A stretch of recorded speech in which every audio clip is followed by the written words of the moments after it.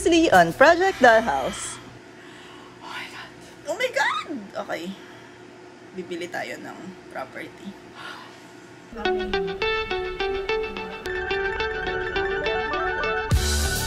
Yan na nga, bumili kami. Oh my God! Apartment building siya. Garage, Unit 1, Unit 2. Meron din tayo dito ang outdoor space. Finally, meron na tayong natapos na isang makeover sa 3rd episode, no? Bibigyan ko na kayo ng apartment tour. Nakabahay talaga namin. Yung mas pang long term is yung rooftop apartment. So, ito na yung ating rooftop area. Oh my God. Finally, tapos na natin yung kitchen makeover. And ito yung papasok sa rooftop apartment natin. Kaya, alika na reveal ko na sa inyo. Let's go!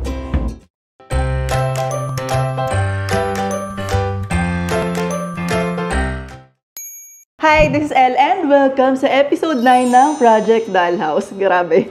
Grabe excitement ko para sa episode na to dahil ito yung ating moving in episode dito sa rooftop apartment and yung ating bedroom makeover. Grabe, hindi ako makapaniwala. Nandito na tayo. Ito na siya. Pero bago yon, quick recap lang. Ano ba yung Project Dollhouse? Bumili kami ng small apartment building na merong 6 na unit na unti-unti nating nire-renovate. Itong rooftop apartment naman, yung unit sa 4th floor ng Dollhouse. Ito na talaga yung magiging bahay namin. Dito na kami titira. Dito na namin sisimulan yung mga pangarap namin. May ganun talaga. Pero grabe, sa tinagal-tagal ng panahon, ang tagal talaga dahil ang tagal kong inantay yung moment na to. Andito na tayo ngayon. Alam mo yun, parang sobrang tagal na, ang dami na nangyari. Pero at the same time, parang ang bilis lang ng pangyayari. Parang isang iglap lang, ito na.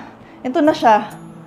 Ang confusing ng time, ang confusing ng concept ng time. Pero anyway, itong video na to, maliban sa moving in natin, is our bedroom makeover. Yung kaisa-isang kwarto dito sa unit na to. Let's go. Ito actually yung talaga magiging bedroom. Yan, ito siya. But kapag ka naging bahay na to, syempre iba yung itsura, meron ibang plano. Ayaw natin siyang gawing basic. Gusto natin siyang gawing... Ano ba yung theme ko dito? May boutique hotel feel, ganyan. And ang una namin ginawa is, syempre nagpalagay tayo ng ceiling, nagpalagay tayo ng built-in closet. Inayos natin yung mga walls natin and nagpintura tayo ng very, very bold color. So, ito na. Ito yung bedroom. Let's go. Then na yung cabinet natin.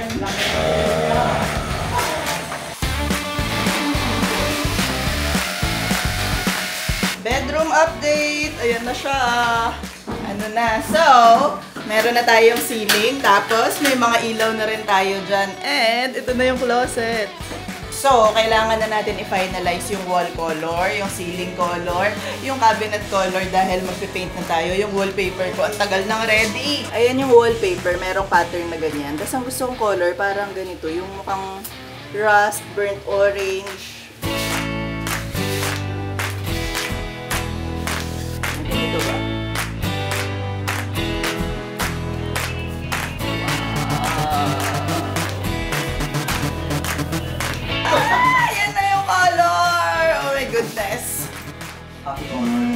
As in, grabe yung color na yun. Nung umpisa talaga, nung unang pinahead siya, nung nakikita ko na parang nagdududa-duda ako ng konti. Pero, hindi, papanindigan ko to dahil parang matagal ko nang gusto ng parang rust na orange nga na room. Sobrang love ko siya, as in. Pero anyway, isa dun sa special nook dun sa closet natin is yung aking vanity corner. Ayan yung closet natin. Nakikita niyo yung butas na yan. Ano? Gagawin nating vanity. Kailangan natin i-discuss yung storage, yung shelf, at kung ano-ano pa. Dali, dito ka. Para, ang ganda ng framing, oh. Ano ba mas maganda? So basically, ang gusto ko dito, itong part na yan, lagay tayong shelf dyan. Para pwede ko lagyan ng mga bote-bote or something. Ito ka nga, hindi ka nakikita. Ay, hindi ba kita? Ayan. Ayan, kita nyo na ako. Bye! Ito na yung ating vanity area. Lalagyan natin ng makeup, skincare. Ang cute. Basta magkakaroon ng ilaw dyan. Abangan nyo na lang yung magaganap dun sa part na yan. As in, sinakto ko talaga yung height ko dun sa butas na yun. Tapos, syempre, yung pinaka-highlight wall dun is yung pinaka-headboard wall. Wala namang iba. Nag-iisa lang naman yung wall na yun. And, meron din tayong mga special na gagawin dun. Lapad ng headboard, 157.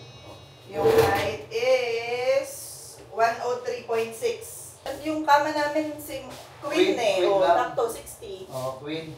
So kung ganyan yung headboard, yung gagawin mo, siguro, lagdagan mo ng 4 inch. Hanggang dito.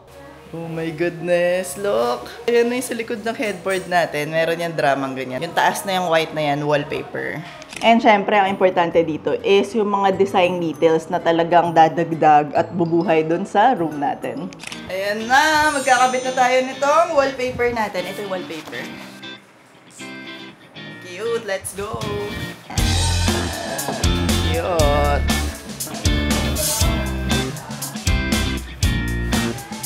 Gigi! Hi! Hi, Pops! Dito na yung wall light na binili natin kasi maglalagay tayo ng wall light dyan sa tabi ng bed. Ganda! I love it! Ooh! Ay, ang ganda. Sakto-sakto ah. Ang ganda. Anong masasabi mo? Nakakainis. Nakakainis. Sakto. Ayan. So, lalagyan na natin ng cabinet handle tong mga closet natin. And, favorite ko. Isa to sa pinagpipilian ko sa kitchen, pero hindi siya napili sa kitchen. Kaya ngayon, gagamitin natin dito. Okay yun. Nice. And yun na yung state ng room ngayon. Actually, nag-akyat na ako ng mga gamit ko, ng mga damit. Nalagay ko na iba sa closet. Ang gulo-gulo na niya. And, ngayong sinushoot natin to, today is our official moving in day dito sa rooftop apartment. Pero, papakita ko muna sa inyo, ano ba yung state nitong rooftop apartment ngayon? Ayan, ayan siya ngayon. Siyempre, dahil magsushoot tayo dito, tinago natin yung mga gamit. May treadmill, mga box, ganyan. Tapos, yung mga throw pillow. Tapos, yung kitchen natin, andyan, puro trash bag din. And all. Tapos, yung bedroom. Oh my goodness. Ayan yung kama. Sinimulan ko na maglagay dun sa closet, pero hindi ko pa siya tinutuloy. But ngayon, kaya talagang ni-schedule ko na tong araw na to para wala na tayong choice. As in, kailangan na natin itong gawin dahil sobrang excited na ako. As in, kaya tara, simulan natin maglipat. Yun na yung next natin na mga ililipat, mga kitchen na items, mga gamit sa baba. Akit na rin natin. Let's go! Ayun na.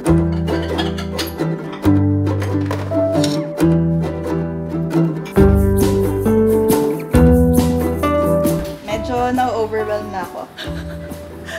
Medyo na lahat ng gamit sa kitchen. Paano na? So, kailangan ko i-figure out which is which. So, ito kasi talaga pantry namin yan. Yung wall na yan.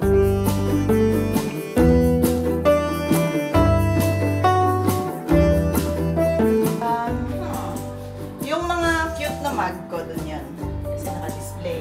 Ay, meron pa akong baso-baso.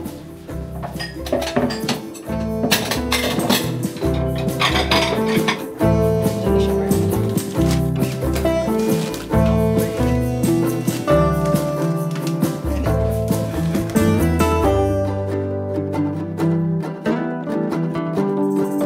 Ayan na, ito na lahat ng gamit natin galing sa kitchen. Isipan na natin ng pwesto yung mga bagay-bagay, mga baso, of course, our drying rack. Pagdating naman sa bedroom, ayun, makalat pa rin. Pero, ang mga tasks pa na gagawin natin for the bedroom is, kailangan pa natin ng curtain. Pa-custom kasi tayo ng curtain para dito sa lahat ng space. So, yun naantay natin. Wala pa akong final na design kung ano yung gusto ko para sa curtain doon. Pero, I'm so excited. So, ito na siya. Ang gagawin naman natin ngayon is itong TV wall natin. Kailangan ko ng mirror. Meron tayo nitong mirror ko dati. But, papapaint natin ito ng black para mas match. Kinulik ko lang lahat ng mga frames ko na black, na gold, na pasok mo sa theme natin. Pag-iisipan ko ba kung paano natin ito ikakabit. Tsaka, lastly, yung door natin. Papapaint ko ng black. Feeling ko.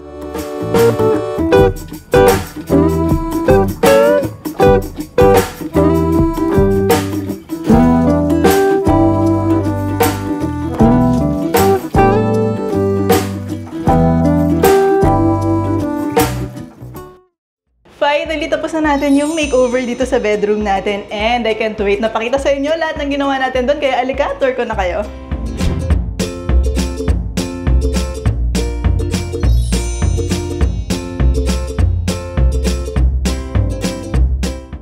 So, Sobrang gusto ko yung window na to kasi nakakatuwa siya pag binuksan mo siya. Andito yung foyer natin, yung stairwell, tapos makikita nyo doon, nandun yung living room natin. Wala. Ang cute lang yun, nakakaaliw. And itong curtain naman natin, nakikita nyo, meron tayong parang two-tone na merong linya dito ng black, itong rust na color, which is yung match dun sa wall color natin. Tapos itong cream na color, match naman dun sa wallpaper natin. Tapos itong linya na to, nakatapat dun sa wood trim natin, paikot dito sa room. So talagang yung look nito is very custom. This curtain is from BNC Blinds and Curtains. And ang ganda talaga, gustong-gusto ko yung pagkagawa. Dito naman sa tabi ng door natin dito, meron tayong natitirang maliit na space. So syempre, kailangan natin siya i-maximize. Kaya yan, nagpalagay lang tayo dito ng hooks na cabinet, lalagyan ng bags. And yung door naman natin is pinapaint lang natin ng black for that classic black door look. And yung aircon naman natin is may Dia Celeste na split type aircon. Meron to nung tinatawag nila na Prime Guard Hyper Grab Fence Coating. So meaning, meron siyang protection against salty, humid air. Kaya mas nagiging durable yung lifespan ng indoor. And syempre, yung outdoor unit niya. So pang iwas siya sa mga corrosion, ganon. Isa rin sa favorite feature ko is meron siyang cool flash technology. Meaning, like, nalulower niya yung temperature ng 5 degrees. Parang within 10 minutes lang. Like, ganun siya kabilis. And meron din siyang iClean feature na meron siyang hassle-free self-cleaning. So, check lang yung iba-ibang may Dia unit para sa bahay nyo. Dito naman sa wall na to, sobrang love ko tong TV wall, entertainment wall natin. Ang unang-unang for sure na ipapalagay ko talaga dito is itong cabinet na to. Ayan. Nakalagay na dito yung mga damit na nasuot ko na. Kaya yung mga doors na niyan lahat, itong mga to, is parang screen type na bakal na may design. So, nandyan pa rin may airflow tayo, ganyan. Tapos, as you can see, meron din tayong two-tone na design. So, yun kasi yung nagaganap nga dito sa buong space. Itong upper part is yung rust na color, nakakonect din siya doon. Tapos, itong lower part is parang nude na shade, ganyan. And, dito sa corner na to, naglagay din tayo nitong mirror na to. Dito sa ibabaw lang ng TV, naglagay tayo ng ilang mga art print, tapos meron tayong art piece na ganyan, and dun sa kabilang side is meron tayo nung clock na black din na bagay dito. Ito naman yung ating closet wall. So, itong buong side ng room na to is, ayan nga, obviously, ginawa natin siyang storage, and yung kinolor natin sa kanya is same dun sa rust color na paint natin. Ayoko na kasi siyang nag-stand out masyado. Gusto ko like nagbe-blend lang siya sa room, yun nga, mukha lang siyang wall, ganyan. Tapos, sobrang babaw, pero natutuwa ako dahil, ayan. So, nagpalagay tayo ng automatic na pag-open natin ng cabinet, meron siya yung ilaw dyan. Parang ball switch lang siya. Pagka nasarahan to ng door, mag-off yung ilaw, pero ganyan. Parang nakakadagdag lang dun sa everyday experience mo.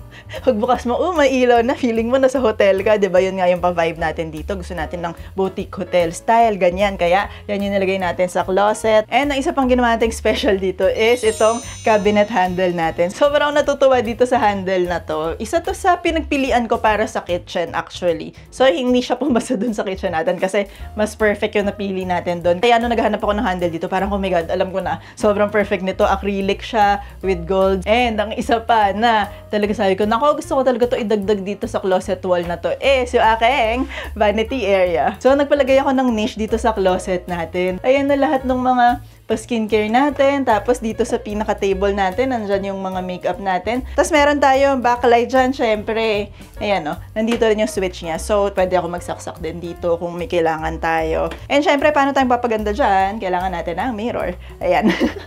Ayan yung mirror natin. Tapos pwede ako ditong humarap. Madami akong pwedeng angle, ganyan. Ang cute lang niya. Parang ang sarap-sarap mag-ayos dito. Ang sarap mag-skincare dito. Ang cute. Ang cute talaga. Oo nga pala. Excited ako dito dahil for the longest time dun sa baba, wala akong lalagyan ng mga earrings. Sa drawer lang sila, nakakalat lang sila lahat. But ngayon, nilagay ko dito yung mga earrings. Ayan. So, nakikita ko na ano yung mga pieces na meron. Nakaaliw lang. And my favorite wall, yung ating focal point dito sa room na to is yung ating wallpaper. This is from Wall Crown Design Center. Nung nakita ko yan, parang nag-skip yung heart ko ng konti. Ay, ganun talaga. Dahil very abstract lang siya. Tapos, ang modern niya, yung color niya, neutral lang. Pero ang graphic niya. Tapos, isa din sa talagang gusto kong detail dito is itong architectural detail na wood trim. Meron tayong mga pa-curve na ganyan. Sinunod natin dito sa curve ng headboard natin na black din lang. And sobrang sumakto rin niya dahil makikita nyo dyan sa left and right side, naglagay tayo nitong wall light natin. So itong wall light na to. Very modern ng shape niya. Tapos, pwede mo siyang ikut-ikutin, ganyan. Tapos, nandito na rin yung switch niya. Tapos, yung color niya, black din lang. Pasok dun sa black natin with trim ng gold, which is pasok dun sa mga konting gold accents natin. Nagpalagay din ako ng LED light dito sa likod nung pinagawa nating wood trim. Ayan. So, colored light yan. As in, pwede tayong mag-iba-iba ng mood, iba-iba ng vibe. Tapos, itong mga furniture natin, hindi siya like matchy-matchy. Meron tayong ibang side table doon na wood. Tapos, dito, round lang yung pinili ko na pwede natin usugin ng like talagang usog na usog para hindi siya sastorbo dito sa closet area natin. Pero at the same time, ang ganda ng finish niya, parang black marble style na bagay nga din sa look natin. Tapos yung wood naman, bagay dun sa rust color, ganyan. Actually, itong bedding na to, matagal-tagal ko na tong nabili. So, nung nag-iisip ako, ano bang bagay dito? Ano yung pwede nating bedding para sa room na to? Naalala ko to na parang, oh my God, sobrang perfect nun. Panindigan na natin yung graphic na black na color, graphic na lines with the trim, with the wallpaper. Kaya, ito yung pinili natin bedding dito sa room natin.